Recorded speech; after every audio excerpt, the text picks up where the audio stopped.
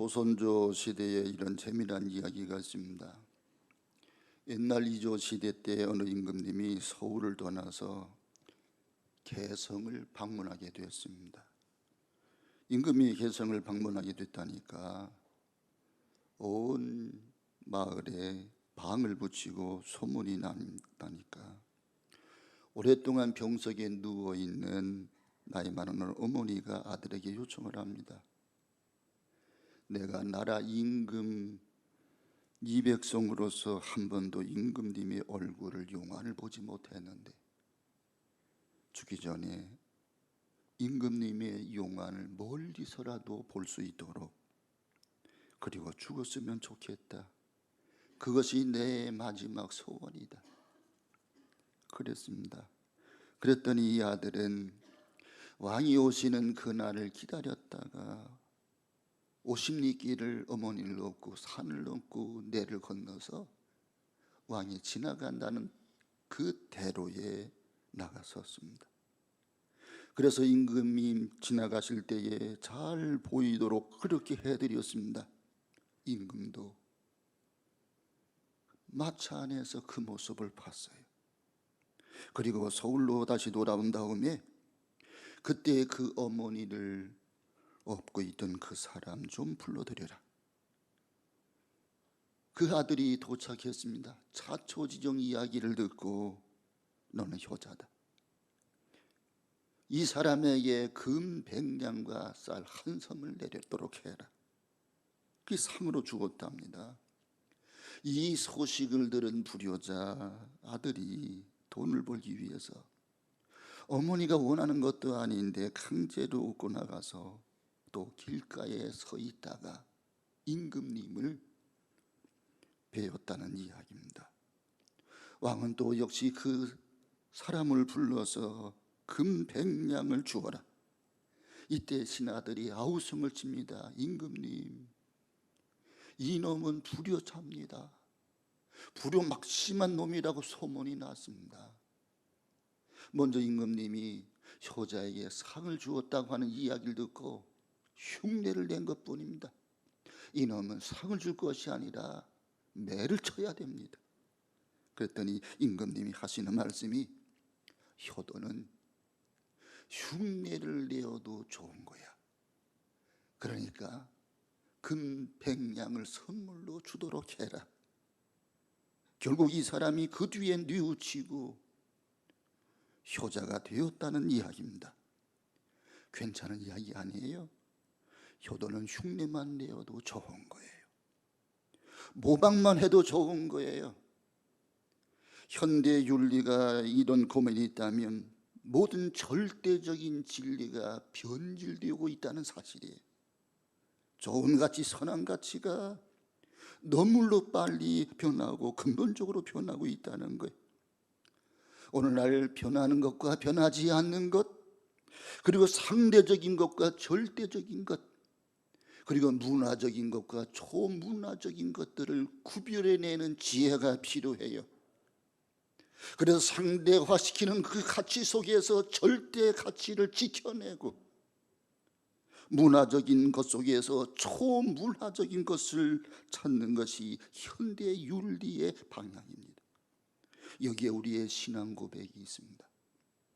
세월이 나쁘게 변해도요, 상황이 환경이 나쁘게 변질되어도 우리가 절대 변하면 안 되는 절대 불변의 진리가 있는데 그게 하나님의 말씀이라는 거예요. 오늘 이 본문의 말씀 보면 몇 가지 우리가 배울 요소가 있어요. 세상적 절대 윤리 가치가 변하고 있다는 사실입니다. 이 세상은 절대적으로 변하면 안 되는 가치가 있는데 그런데 그것마저 지금 나쁜 쪽으로 변질되고 있어요. 도대체 어느 방향으로 변질되는 것입니까? 이 변질을 요구하는 세력이 누굽니까? 그 의미는 어디에 있으며 이 변화 속에서 오늘이라고 하는 패턴은 어디에 있습니까? 이것이 우리가 찾는 고민이에요. 이런 말씀 우리가 다 드릴 수는 없지만 한 가지 예를 들어보면 간음죄가 이제는 죄가 아니라는 거예요. 간통죄가 사라져 버렸어요. 낙태죄가 죄가 아니라는 거에 사라져 버렸어요. 동성연애는 성적 기호지 죄가 아니라는 거예요. 여기에 많은 사람들이 편성하고 흘러가고 있어요. 도대체 어느 방향으로 흘러가야 된단 말입니까? 이 사회가 먼저는 개인주의로 치닫고 있어요. 극단적인 개인주의의 새 시대가 오고 있습니다. 벌써 우리 눈앞에 와 있어요. 가정이 파괴되는 것도 이 때문이요. 부모 자식 간의 의견이 충돌되는 것도 바로 이 개인주의 철학 때문이에요. 또 하나는 평등주의입니다. 상하의 관계가 수평의 관계로 바뀌었습니다. 윗사람도 아랫사람도 없는 시대가 됐습니다. 여기에 고문이 있는 거예요. 옛날에는 아내들이 남편을 가리켜서 뭐라고 이야기했는고 하니 우리 주인입니다, 이렇게 말했습니다. 근데 이게 주종관계처럼 느껴지잖아. 우리 주인이었습니다. 그래서 이 평등주의가 나오니까 주종관계를 타파하자. 그래서 호칭이 달라졌어요. 어떻게 달라졌느냐? 아빠라고 불렀습니다. 아빠. 이것도 영천잖아요. 이래가지고 아빠가 오빠로 바뀝니다. 오빠. 그러다가 자기로 바뀌었습니다. 평등주의입니다. 죄인이 아빠로, 오빠로, 자기로, 남친으로 바뀌고 있어요. 또 하나는 현실주의라고 하는 거예요. 먼 미래를 생각하지 않아요. 또 생각하려고도 하지 않아요.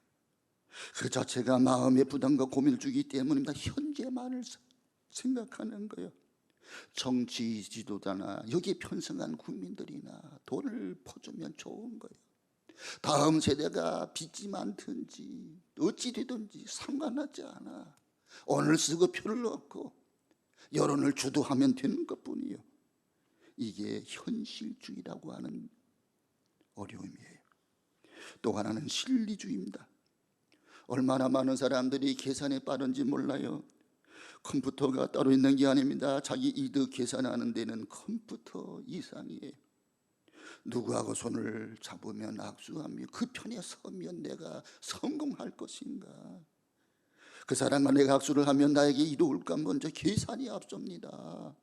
실리주의적인 시대가 되었고 계속 오고 있는 거예요. 그러니 여기에 효라고 하는 게 있을 곳이 없어요. 개인주의, 평등주의, 실리주의, 현실주의 속에 효가 놓일 곳이 없다 그 말이에요. 여기에 문제가 있어요. 이래서 어떤 사회학자는 효란 낡은 군주 제도의 유물이다. 우리 젊은이들에게 무서운 철학이 그대로 파고 들어가고 있는 거예요.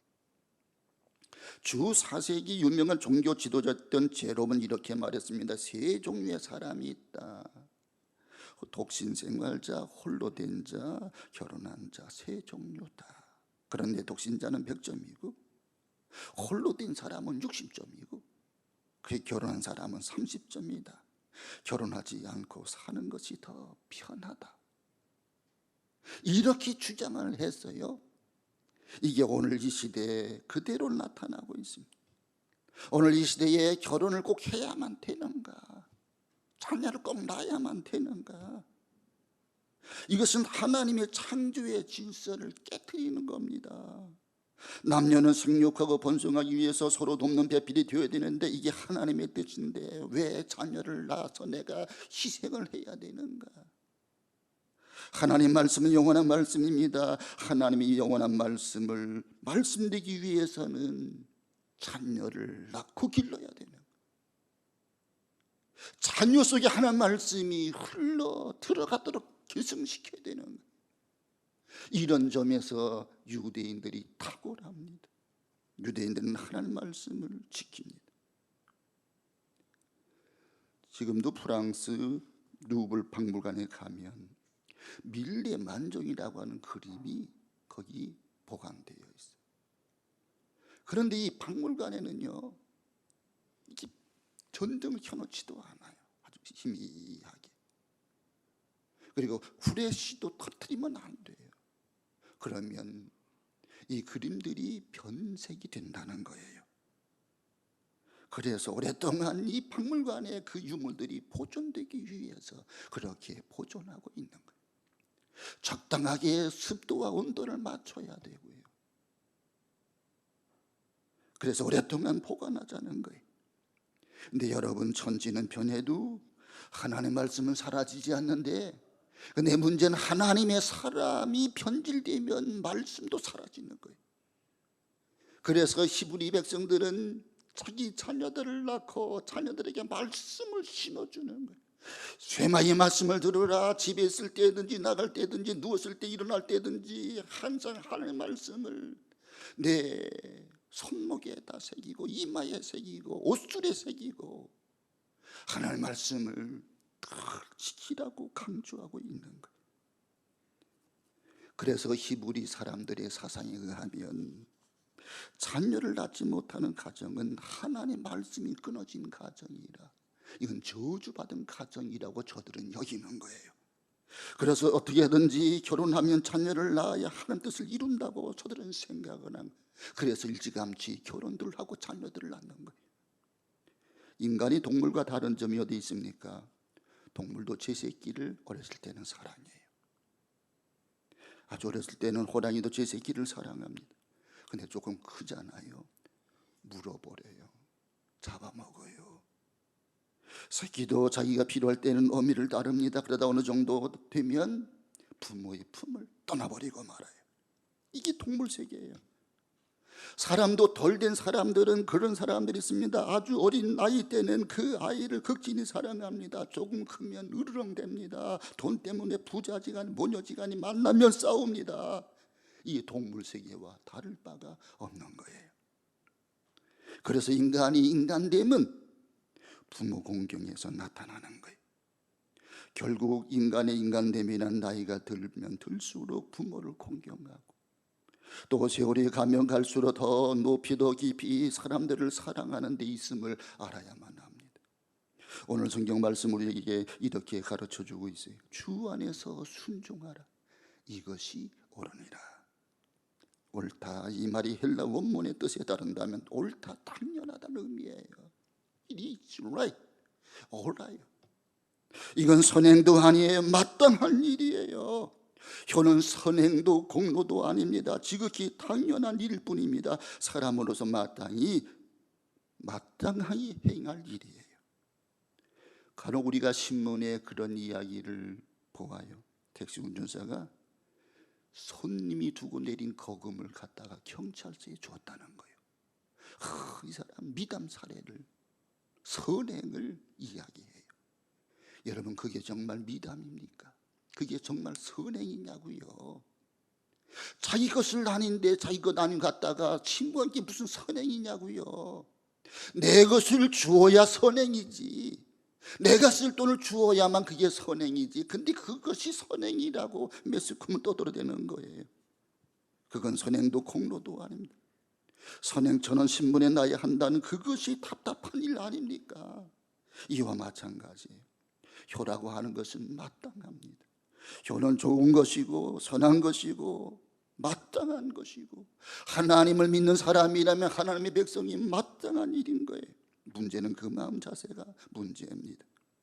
무슨 큰 일을 한 것처럼, 무슨 굉장한 선행을 한 것처럼 효도를 생각하는 것은 지극히 잘못된 일이에요. 효는 말이 없어요. 내가 효자라고 말할 수가 없어요. 당연한 일을 한 것뿐인데, 효는 주는 사랑이 아니고 받는 사랑에 대한 은혜의 감사일 뿐입니다. 성경은 가르칩니다. 주 안에서 순종하라. 주 안에서 신앙적 차원에서 순종하라는 말입니다. 부모라고 해서 다 옳은 게 아니잖아요. 부모도 잘못된 삶을 살아고 잘못된 것을 자녀에게 강요할 수도 있잖아요. 그래서 주 안에서 순종하라. 부모에게 순종하는 것과 하나님께 순종하는 것이 서로 대치가 된다면 우리는 더 큰 권위인 하나님께 순종해야만 되는 거예요. 이것은 계명이라고 그랬습니다. 이것은 약속이 있는 첫 계명이다. 10계명 가운데 네 번째까지는 하나님과 관계된 계명이에요. 나 외에 다른 신을 내 마음에 두지 마라. 우상을 만들거나 섬기지 마라. 여호와 이름 망령되이 일컫지 마라. 안식을 거룩히 지켜라. 이건 하나님과의 대신 계명이에요. 그리고 5번째부터 10까지는요, 6가지는요 인간에 대한 계명이에요. 그 가운데 가장 먼저 나온 게 뭐냐? 네 부모를 공경하라. 이것은 약속이 있는 계명이라. 이건 첫 계명이라. 모든 계명 가운데 으뜸이 된다 그 말이에요. 여기에 약속이 있고요, 축복이 있는 겁니다. 우리를 위해 주신 계명이에요. 몇 해 전에 신문에 기고됐던 내용입니다. 한 아버지의 고백이에요. 29살에 그는 14시간을 기다려서 자식의 울음소리를 들었다고 말합니다. 부인이 분만실에 들어가서 산고를 치르고 있을 때 그는 문 밖에서 무려 14시간을 기다렸습니다. 초조하게 기다려서 아기의 울음소리를 들을 수 있었는데 그때 그 기쁨과 감격을 잊을 수가 없다는 거예요. 그리고 37살에 그 자식이 초등학교에 입학할 때 들어가서 우등상장을 타왔을 때 그 우등상장을 방에다 액자화시켜서 걸어놓고 그걸 볼 때마다 그렇게 행복했다는 거예요. 그 상장이 누렇게 바랄 때까지. 48살 때 자식이 대학에 입학한다고 입학시험을 치르게 될 때 이 아버지는 직장에 나가긴 했지만 하루 종일 손이 잡히질 않았다는 거예요. 그렇게 초조한 시간으로 기억된다는 이야기예요. 53살에 자식이 첫 월급을 사서 아버지 내일을 사왔을 때 쓸데없는데 돈을 썼다고 일단은 나무랐지만 그 내일을 입었다 벗고 그렇게 행복해 했다는 거예요. 61살에 딸이 시집을 가는 날이었습니다. 딸이 도둑놈 같은 사위 얼굴을 쳐다보고 한바구 웃음을 웃고 있는데 그 아버지는 멀쩡히 서서 나이 들었지만 처음으로 눈시울이 뜨거움을 느꼈다는 거예요. 그래서 부모는 귀한 거예요. 유명한 기독교인 메가더 장군, 그의 아들을 위한 기도에 이런 기도문이 있습니다. 아버지의 기도, A Father's Prayer. 그 첫 마디가 Build me a son, 나에게 이런 아들을 주십시오. 이 기도문이 길어요.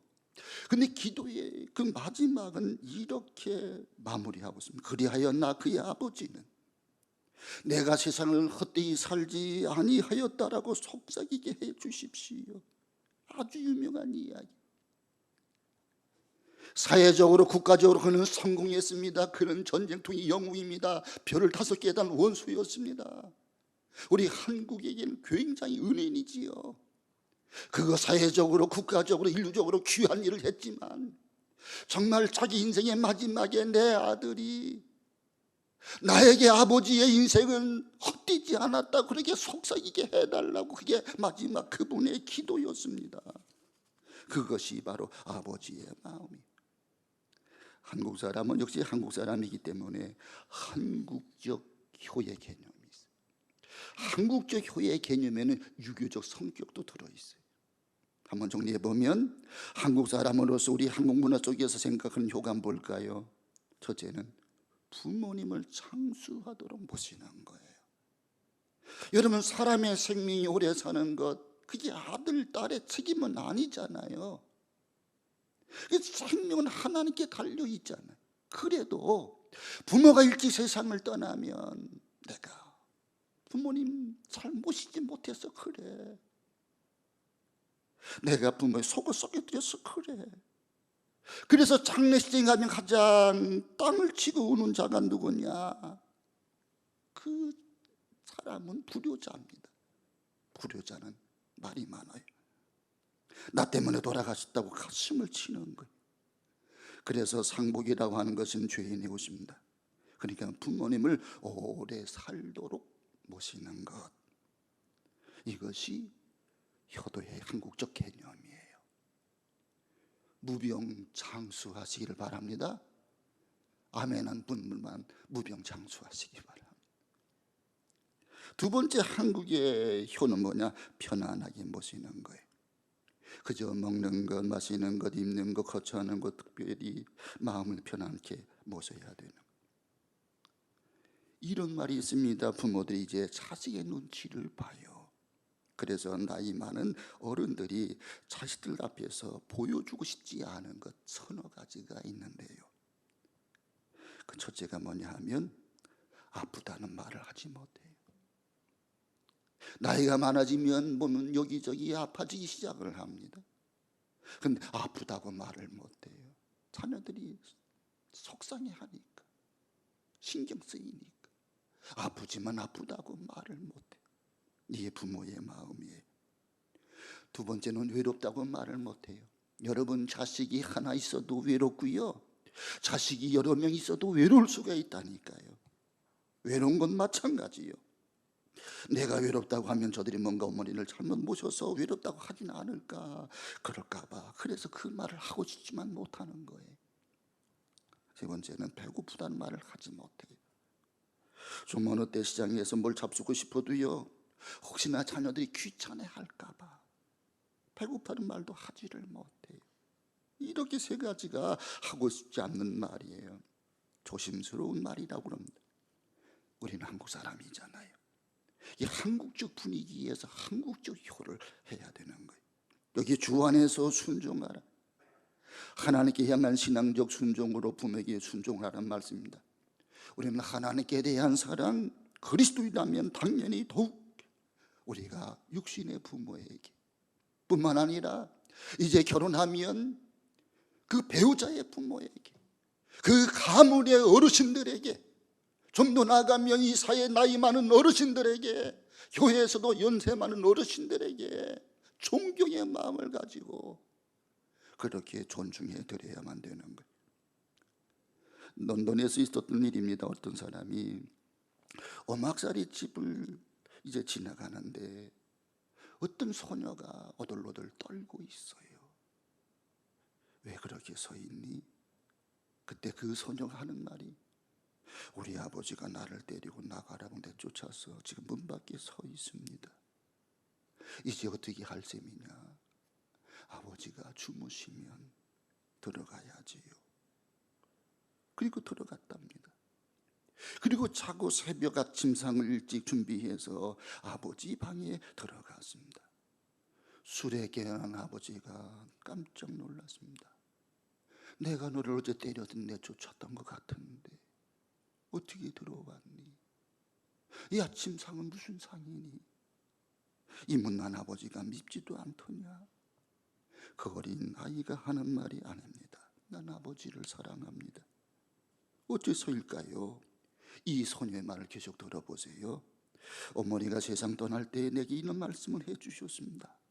너희 아버지는 술만 드시면 이상하게 변하지. 근데 근본은 착한 구석이 있어. 하나님도 그 사람을 사랑해. 나도 그 사람을 사랑해. 너도 그 아버지를 용서하고 사랑해라. 이런 이야기를 그 딸이 들려주었습니다. 이 말을 듣고 그 아버지가 회개하고 예수님을 믿었다는 이야기입니다. 우리가 사랑이 늘 이유가 여기 있습니다. 우리는 하나님 아버지의 사랑을 무진장하게 받아서 그 사랑을 우리는 체험했어요. 그 사랑 때문에 우리가 육신의 부모에게 효도하고 공경하는 건 마땅한 거예요. 무엇을 받고자 하는 마음이 아니라 받은 사랑이 너무 크기 때문에 그저 감사하는 행위가 효인 거예요. 내가 그 사람을 효도할 만한 사람이냐, 자격을 따지지 마십시오. 부모를 가려서 효도하는 것은 효가 아닌 거예요. 마지막 세 번째, 내 부모를 공경하라는 참된 의미가 뭐냐? 오늘 여기 에베소서 6장이 이렇게 말씀합니다. 내 부모를 공경하라. 이 공경이란 중요한 의미가 있어요.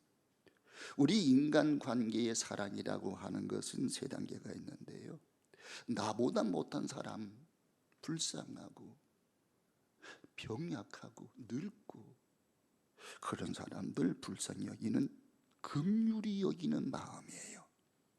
이걸 mercy라고 그래요. 불쌍히 여기는 거예요. 그런데 또 하나는 나와 같은 대등한 위치인데도 사랑해요. 이걸 프렌드십이라고 그래요. 친교입니다.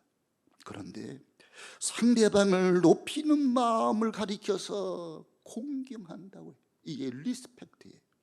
여러분, 부모를 공경하는 것은 이 리스펙트, 공경하는 마음이 먼저인 거예요. 효란 존경이 앞서야 되는 거예요. 높이는 마음, 존경과 순종을 겸한 사랑이에요. 오늘 들어올 때 가슴에 카네이션을 우리 학생들이 달아주셨어요. 난 우리 학생들이 그 의미를 알고 달아줬으면 좋겠다고 생각해. 부모님 세대, 어른 세대, 조부모 세대 내가 존경합니다. 그 마음으로 카네이션을 달아줬기를 바랍니다. 우리 노인 어르신들의 지혜를 높여야 됩니다. 그들에게는 깊은 지혜가 있어요. 여러분, 세상적인 지식은 내가 더 많을지 몰라. 그러나 그분들은 오랜 세월 살아오면서 인내를 배웠고 삶의 경험 속에 삶의 지혜가 녹아있는 거예요. 젊은에게는 이상과 현실은 있으나 과거가 없잖아요. 화려한 꽃은 있으나 뿌리가 없습니다. 지식은 많으나 지혜가 없잖아요. 우리는 그 부모님들의 지혜를 배워야 돼. 그 지혜를 높이 평가해야 돼. 이것이 효도입니다. 듣는 마음을 가지고 어르신들을 대해야 할 것입니다. 그리고 그 귀한 지혜를 인정해 드려야 되는 것. 그분들은 노련한 경험으로 우리에게 귀중한 지혜를 가르칠 수가 있어요. 젊은이들은 내가 가진 고통이라고만 생각을 해요. 아니에요. 옛날은 더 어려운 시대였다니까요. 그런 시대에도 자녀들을 5남매 7남매 훌륭하게 키워냈다니까요. 나는 못 읽고 못 먹고 못 배웠지만 자녀들은 키워냈다니까요. 그것은 하나님께 받은 은혜의 그 사랑을 알기 때문에 자녀들에게 쏟아준 거예요. 왜 내가 어르신들의 지혜를 귀담아 듣지 않고 똑같은 체험을 또 해야 되고 어리석은 눈물을 흘려댑니까? 지혜자의 지혜를 듣지 않고 그런 결과예요. 어르신들의 지혜를 듣지 않기 때문입니다. 그분들은 우리를 사랑합니다. 한없이 주고 또 주고 싶은 것이 부모의 내리사랑이에요. 어머니에게는 언제나 자식이 어린아이처럼 보여요. 그래서 60이 넘은 아들에게도 길 조심해라, 여자 조심해라 이렇게 얘기하는 거예요. 부모는 언제나 선합니다. 적어도 부모가 자식에 행한 그 마음만큼은 선하고 의로운 거예요. 이 의로움을 높이 존경해야 됩니다. 그 방법이 내 마음에 들지 않아도요, 여러분도 할 수 있으면 일단은 들으세요. 그리고 고개를 끄덕이세요. 그럴 수도 있겠다. 그분의 입장에서 한번 헤아려 보세요. 그리고 정 맞지 않으면 좋은 시간 내. 근데 어머니 이런 건 어떨까요? 이렇게 여러분 말씀해 보세요. 그러면 관계가 좋아지고 부모는 살맛이 나고 자녀들도 그 관계 속에서 즐거움이 있는 거예요. 또한 그 사랑은 미래지향적인 사랑이에요. 먼 미래를 염려합니다. 옛날 우리나라 고려시대 때 고려장이라고 하는 결혼 풍속제도가 있었어요. 아니, 이 장례 풍속제도가 있었어요. 교로장이 뭐냐, 이제 연세가 많아서 더 이상 돌보기도 힘들고 그러면 음식만 축내면 그냥 그 부모를 지게에다 지고 깊은 산속에 들어가는 거예요. 그 산속에 갔다가 버리는 거예요. 거기서 굶어 죽어지든지 짐승에 잡혀 먹든지 그 던지고 그냥 오는, 그걸 고려장이라고 그랬어요. 어느 날 고려장을 지내려고 어머니를 지게에 걸머쥐고 깊은 산속에 들어가는 아들이 있었습니다. 근데 어머니가 자꾸 가다가 나뭇가지를 꺾어가지고 길에 던져놓는 거예요. 자꾸 신경이 쓰여요. 어머니 뭐 하는 거예요? 왜 나뭇가지를 꺾어서 길에다 버려요? 그랬더니 그 어머니가, 얘야, 네가 이 깊은 산중에 들어갔다가 길을 잃으면 어떻게 하냐? 너 돌아갈 길을 잃을까 봐 걱정이 돼서 그런단다. 그 아들은 회개하고 어머니를 다시 업고 내려왔다고 그래요. 여러분, 나 자신은 이제 이 세상을 이렇게 끝내도 자식만은 영원히 바로 되기를 원하는 게 그게 부모의 마음이요. 그 미래를 염려하는 그 사랑이 어버이의 사랑이요. 제가 아는 어느 장로님 부인 권사님의 이야기예요. 시아버님이 10년 동안 중풍병으로 와병 중에 있습니다. 며느리 권사님은 시아버지가 그 어지럽힌 것들을 다 치워내야만 했습니다. 시아버지는 중풍에 걸려서 그동안 한 번도 일어나 앉지도 못했습니다. 태소변도 가리지를 못합니다. 가난한 살림을 꾸려나가는 이 며느리로서 중풍병자 시아버지를 돌보는 것은 얼마나 어려운 일인지 다른 사람 보기에 딱했습니다. 시아버지가 세상을 떠나고 장례를 치른 다음에 같은 교회 어느 장로님이 그 권사님에게 이런 말을 해버렸습니다. 아이고, 이제는 시원하시겠습니다. 그러자 그 며느리는, 권사님은 그 자리에서 눈물을 뚝뚝 흘리면서 이렇게 대답을 했답니다. 무슨 말씀을 그렇게 하십니까? 이제 누가 돌아가신 아버님처럼 나를 격려해 주시고 사랑해 주신단 말입니까? 아버님 누워 계시면서도 내가 빨리 일어나야 되는데, 내가 며느리를 좀 도와줘야 되는데, 이런 말씀을 계속 하셨습니다. 이것이 부모의 사랑이, 이것이 효도라는 거예요. 이렇게 약속이 있는 첫 계명이라는 거예요. 여기 오늘 첫 계명의 뜻이 무엇입니까? 살인하지 말라, 간음하지 말라, 도둑질하지 말라. 그 계명들보다 더 중요한 계명이다, 그 말이에요. 불효는 간음보다도 살인보다도 더 큰 죄가 된다는 말이잖아요.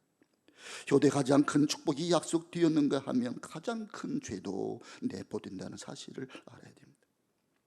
여러분, 노인네들을 어디 골반이 몰아놓고 밥그릇을 넘겨드린다고 효도하는 게 아니에요. 부모를 공경해야 돼요. 여기 하나님의 약속이 있고 축복이 있습니다.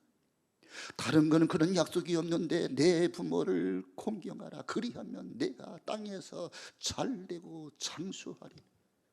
잘되고 장수하는 비결이 여기 있어요. 어느 가문이 복되고 어느 가문이 잘되더냐? 효도하는 가문이에요. 효도하는 가문에 효자, 가문에 효자가 나오는 거예요. 심은 대로 거두는 거예요. 내가 그렇게 심었기 때문에 내 자손들이 보고 배우다가 나중에 그렇게 하는 거예요.